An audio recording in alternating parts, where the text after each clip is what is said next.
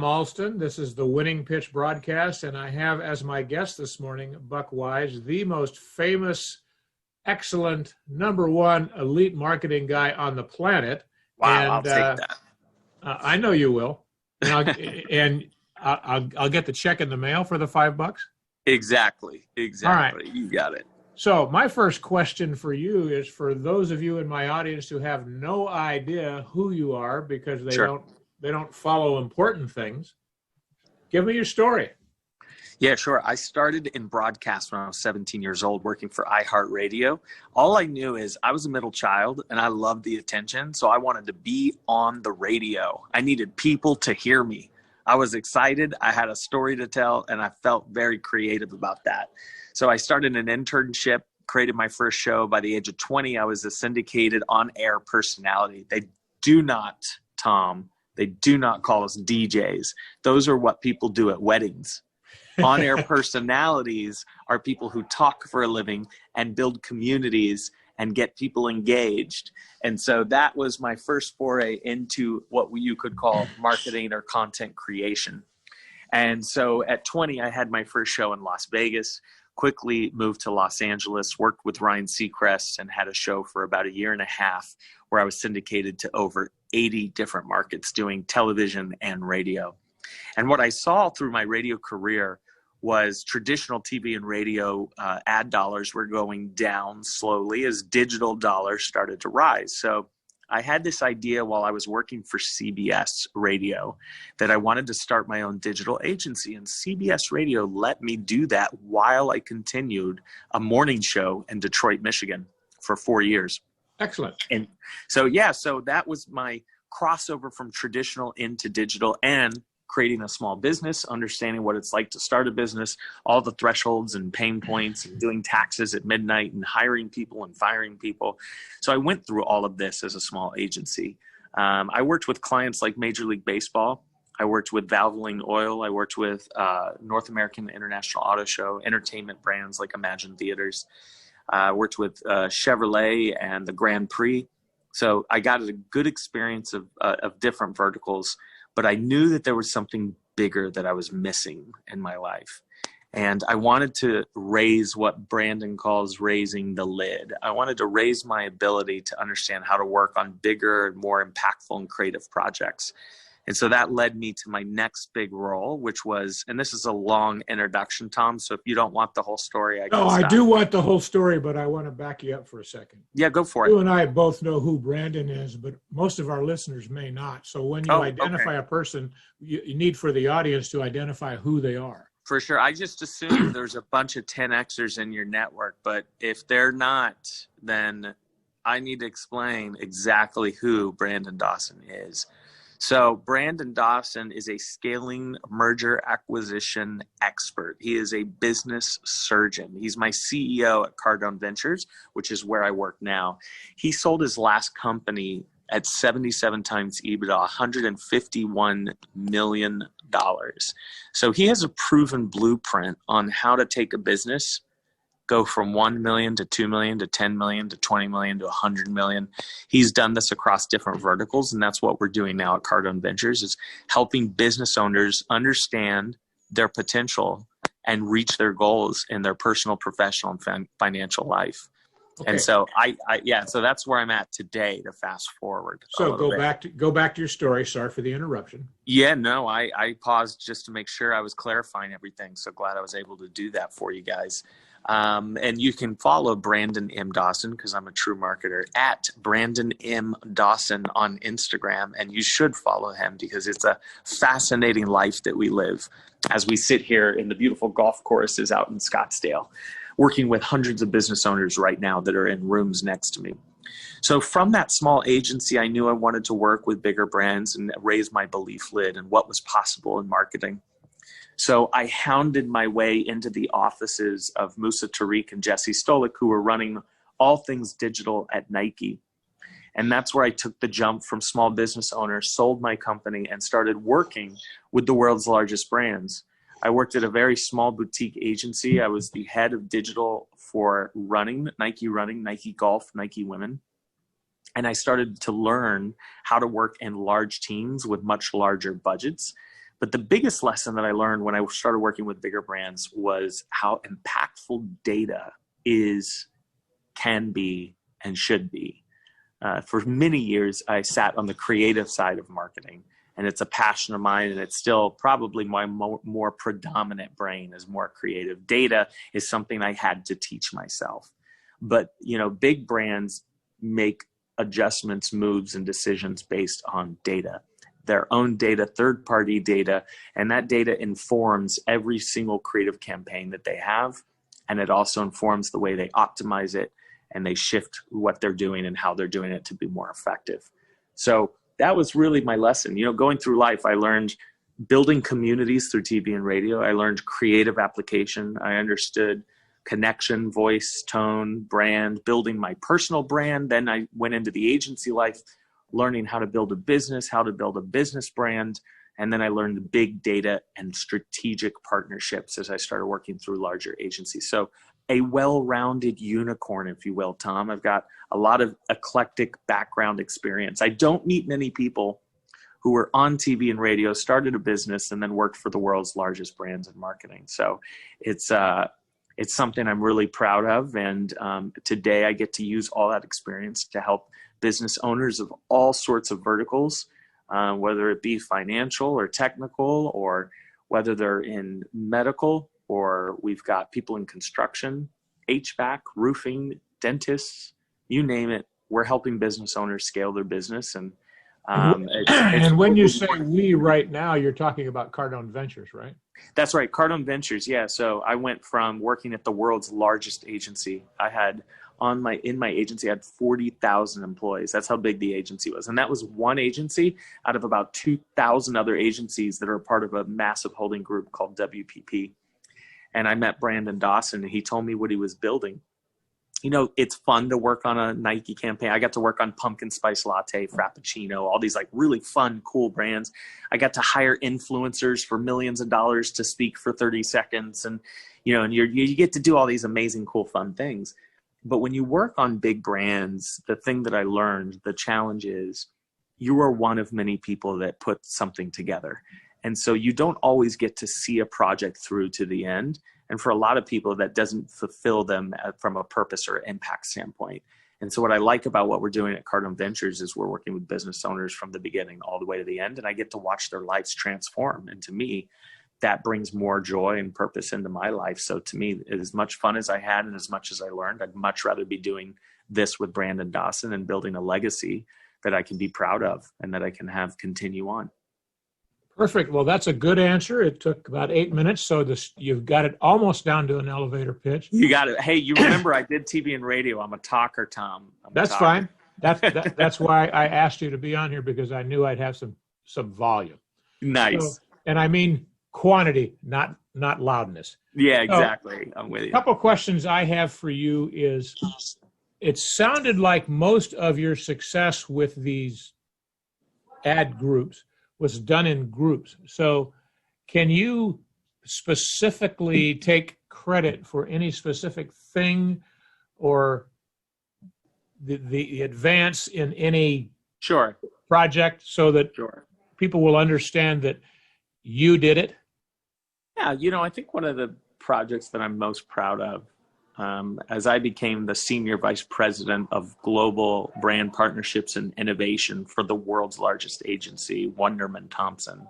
Okay. I got to solely broker one of the most innovative ad campaigns that recently launched. It was Adidas and Google together. Google sent me into a room. They stripped me down, took my phone away, made me sign my life away, and showed me a piece of technology that had not something they'd been working on for years, but had not been published yet. And it was a AR banner ad. So, everybody knows what a banner ad is, right? A PPC.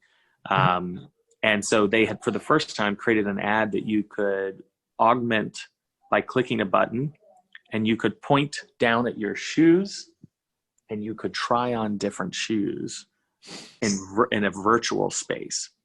And so they had this new project, and they needed ideas. See, Google's a tech company. They're not a marketing company, right? So they don't know what brands are looking for and how much they'll pay for things. And so they said, I bet I know a guy who can broker and create this entire campaign. And so I went to our contacts at Adidas and created a great relationship where we started building a campaign together. We used Alpha Bounce, the running shoe at Adidas. And we from start to finish, that was one of the projects that I got to work on. And it was fantastic. We got to do programmatic contextual content where the running shoe you could show in 3D, you could spin it around with your finger straight from a banner, straight from a pop-up. You could wear it on your foot. And this is a few years ago, but before I joined Cardone Ventures, I've been here just over a year now. But still that technology is still impressive. And there's a sizzle somewhere out there on the internet where you can watch the whole making of this project. And it was me, but there's always, Tom, there's always people that are a part of a team that create magic things. And so I had developers that had to create the 3D modeling. They had to take pictures of the shoe and then go in and detail all the textures and colors. And there's creative people that have to create, the brief. There's copywriters. When this shoe was on a banner ad in Arizona, it was hot and sunny on a pavement. When it was in Chicago, it had snow, and it had, it was contextual to where this ad appeared. So there's a lot of people that get involved, but it's a project that I led and I'm super proud of. Awesome. So let's move a little bit into my favorite question. And the reason first of all, I need to tell you that my followers are not just 10Xers. I have another company called Aero Marine Tax Professionals. Oh, very cool. They're all aircraft or vessel owners that I help to legally avoid sales tax in California.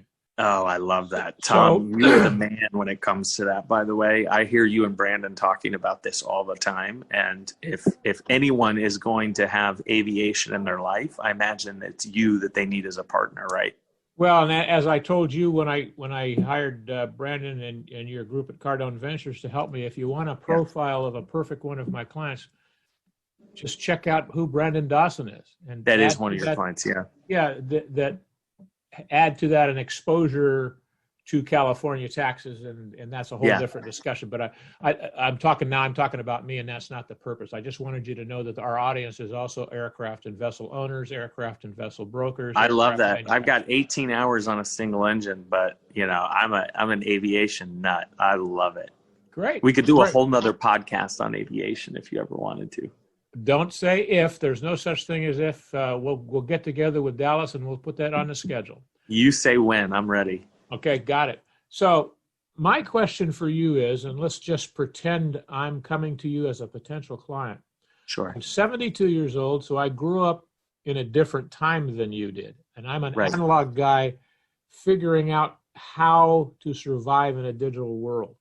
I don't understand digital stuff. I don't understand. I mean, I let's say I hire a guy who he's a specialist in Instagram, and his solution for me is to just sell me or a batch of followers, and I get all these kids from the Philippines are now following me, and now my number has gone from 15,000 to 50,000. But yeah, we call those inactive ghost followers. Okay, so that is my perception of digital marketing. So. Oh, no, that's horrible, Tom. That is not digital marketing. Well, so because my answer to everything is massive action. I'm a Grant Cardone follower, as you are. Of course. And so when I find a channel or something like Twitter or Facebook or any of those kind of things, I just take all of my content and dump 100% of it every day, a couple hundred every day down every channel. And that's always been my solution to everything is massive action. So here, you pitch me. Change my mind. Enlighten me enough that I know I need to know more about it and what I should do. Sure. Well, first I can tell you that the national average of investment in digital marketing versus traditional marketing is well over the 58% line. And if you are not investing in a digital future for your business, you 100% will die and become obsolete to your audience. Because remember, your audience is getting older. And as your audience ages out, so do your customers. And your new customers are all digital. So you should be investing in the future customer profile. That So is that data alone is what got me to go from a guy who was bragging about a guy who was ignoring it and deciding to embrace it. But my solution was just to pour more in. Yeah, of course. Well, you've made the best decision, which was to invest time, energy, and money into your digital properties. So that's a fantastic place to start. You know, I think so many times as a marketer, we work with hundreds of businesses. They come to me first, Tom. They come to me first. They find the marketing guy and they go, you're the reason nothing's working. I need help. Marketing sucks. My business fails because of marketing. And you know what I always find, Tom, and this is why Brandon and I work together so well? It's never the marketing, it's the people. And it's the operational effectiveness. And it's the strategy, and it's the foundation, and it's all the things they don't have. They go, it's called the shotgun strategy. Owners just go, let me try this. Let me try this. Right? And they have no data or KPIs to understand why they're doing what they're doing and where they're doing it. And so what I always challenge business owners to do is to set up a strategic foundation. And that's actually in this room across from me. What I'm doing today is I'm teaching people at our 10X 360. Tom, you were just there at the one in Portland, and you got to see 2.5 hours of building that strategic foundation, which is, you know, your customer profiles and personas. It's building out your CRM and your data and understanding why that's important to scale and automate your marketing efforts. It's everything from your brand house and why you exist and the attributes inside of that. It's all these things that people go, yeah. Just give me a couple $1,000 and I'll put it on Facebook, you know, and then they wonder why it doesn't work. They don't categorize their owned, paid, and earned strategies. They don't think about flow, conversion, and retention. They just spend money in places and then they expect the same result. You know what the definition of that is, right? Insanity. Of course. These owners are crazy. And so, Tom, you had a great experience at the 10X 360, didn't you? Absolutely. Yeah. So if anyone's interested in joining one of our 2-day deep dives into your business, where we go through marketing, we go through financial modeling, we go through operational effectiveness, people, it's easy. Just go to cardonventures.com, or you can just DM me. Like today, we just DM each other. Go about Buck on Instagram and DM me, and I can give you all the information you need if you're a business owner looking to scale your business. Tom, have you applied any of that 360 learning since you got back from Portland, from Washington? The most important thing I applied, and this may or may not answer your question, is I hired you for the next, what I consider the next step in on the platforming process, and we're in week 2 for that. That's right. Not to confuse anyone, but once you've gone through a 2-day deep dive, you do have the opportunity to partner with us to help you implement all of the things that we told you need to be doing. And it's a long 6-month process. That's a very strategic process that is going to catapult the business and give you the exact blueprint you need to scale. And so Tom is doing that with us step by step every day. And my primary, just so that the listeners all know this, my primary takeaway for that is, first of all, I'm 72 years old. And my primary takeaway is that I'm amazed that I've been in business as long as I have, not filed bankruptcy, and I don't know. I absolutely now know that I don't know anything. Or as Grant would say, I've taken myself to zero. I love that. Brandon is big on self-reflection. And so, Tom, the fact that you are able to bring yourself to that place is a massive success in itself. But, I have to tell you, so many business owners are amazing and smart, and they do what they do and they become successful because they're great at it. But there are those thresholds and breakpoints of, Tom, I imagine you probably didn't go to school for marketing, so I wouldn't expect you to know those things, right? No, I'm very typical of an entrepreneur. I hate school. I absolutely hate school. I hated it when I was in grammar school. I hated it when I was in junior high school. I hated it when I was in high school. And I hated it for the approximately 2 years of college, because I never connected what they were trying to teach me to what I wanted to do in the future. I always, from the time I was 5 years old, knew I wanted to be in charge and run a business And I knew I could make it happen. But what I have discovered after looking back is that I'm making it happen by holding it all together through effort and time, and I want to organize my way so I don't have to do that anymore. Smart. So smart, Tom. We're going to catapult you. We're going to make this happen. I'm excited to be working with you too. Work closely with you. So I want to ask you two questions, and I just, as a preface, I will tell you that I ask these two questions of every potential employee. I'm ready.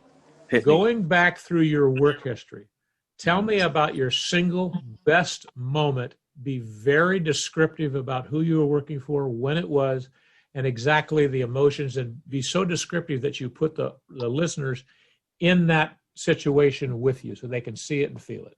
Sure. The best moment? Yep. Is there I'm an analyzer, remember the R3s? Okay. Yep. So let me ask a clarifying question here. You get just one. Don't waste it. That one moment is the best moment in your career ever? Yes. Okay. I'm going to say my best moment in my career ever is honestly what I'm doing right now. I've interviewed any celebrity. Name a celebrity. Jay-Z, Beyonce, Tom Pink. Cruise. Interviewed. Denzel Washington. Keep going. I've interviewed John them all. Travolta. Interviewed. Kirstie Alley. Maybe not that one. Maybe you got me on that one. There you go. I knew I kept going down that, but I didn't mean to break your momentum. No. But my point is, it's not to brag. It's to say that I've been in a lot of great companies, a lot of great positions, and I've learned a lot, and I've got to do some amazing things. As part of my media tour, I got to fly in a Czechoslovakian F-16 from Las Vegas to LA. I just got to do so many amazing things. But at the end of the day, entertaining people is interesting. Building communities warms my heart.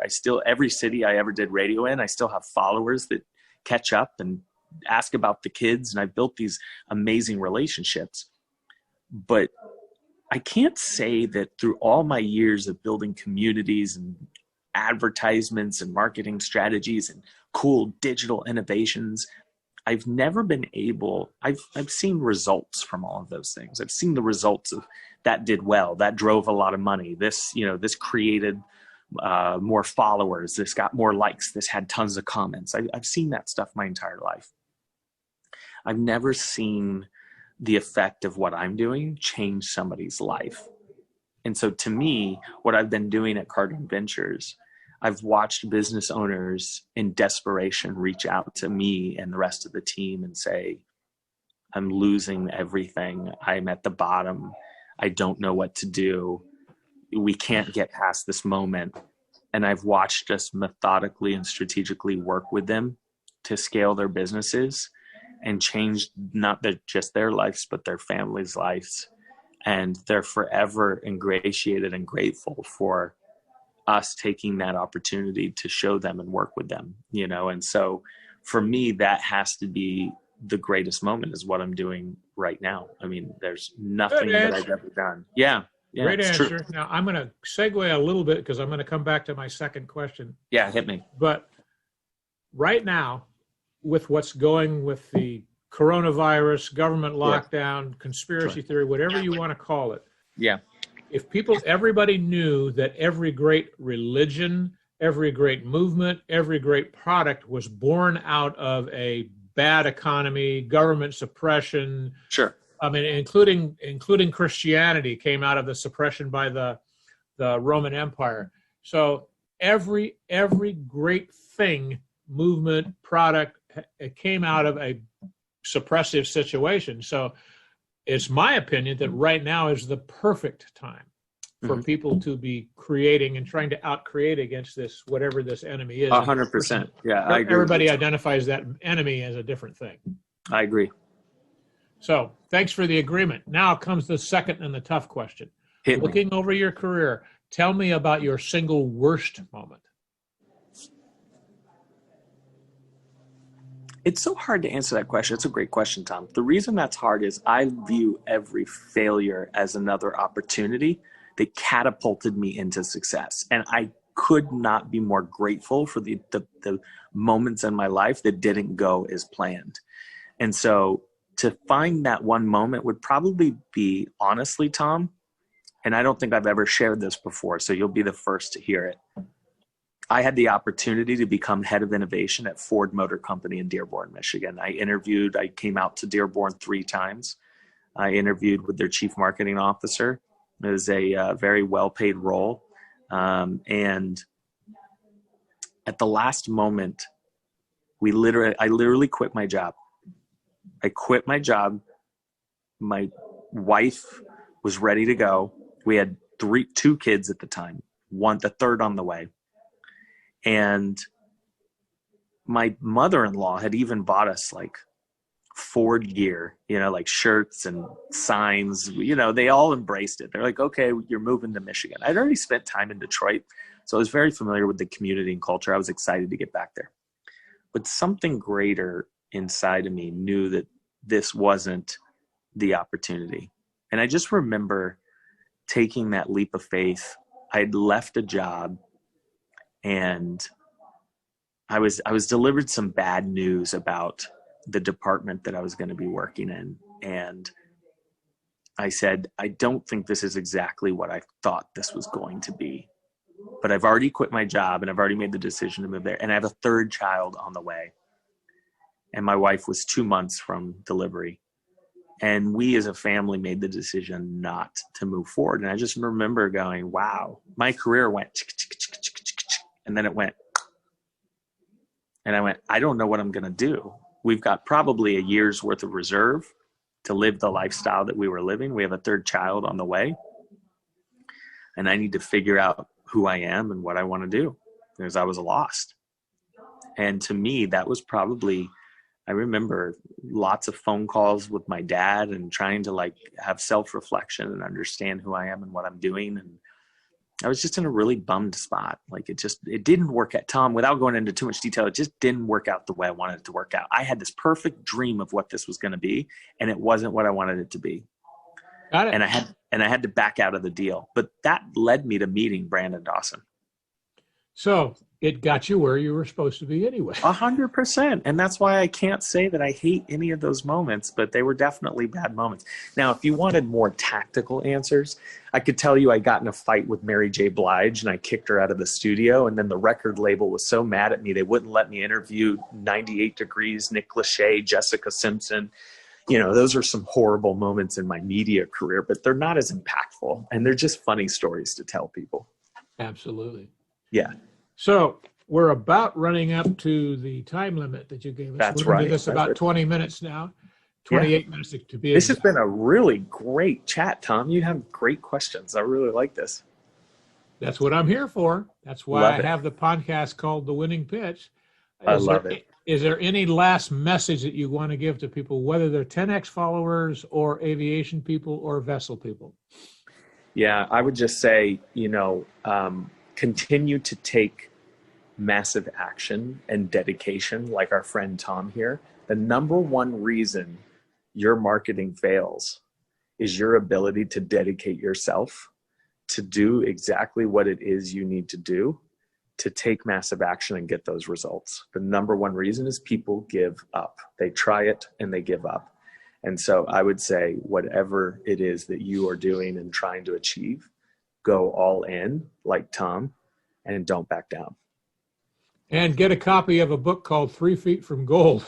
That's right. Sharon Lecter. What a great book. That's so true. All right. So thank you very much for your time today. I promise you that Dallas will hook up with you and we'll sit and talk about airplanes. I can't wait. I love aviation. Let's do it, Tom. All right. Great. Thank you guys so much. Thanks, Buck. You got it. I'll talk to you soon. Bye-bye, Dallas. Bye, Tom. Bye. So that concludes our podcast for today. Thank you for attending. I appreciate you being here, and we'll do this again probably next week. Good job, Tom. Thanks. I think people are going to like those what's your best day, what's your worst day questions, which I've been using for hiring for years. Are you there? Hello?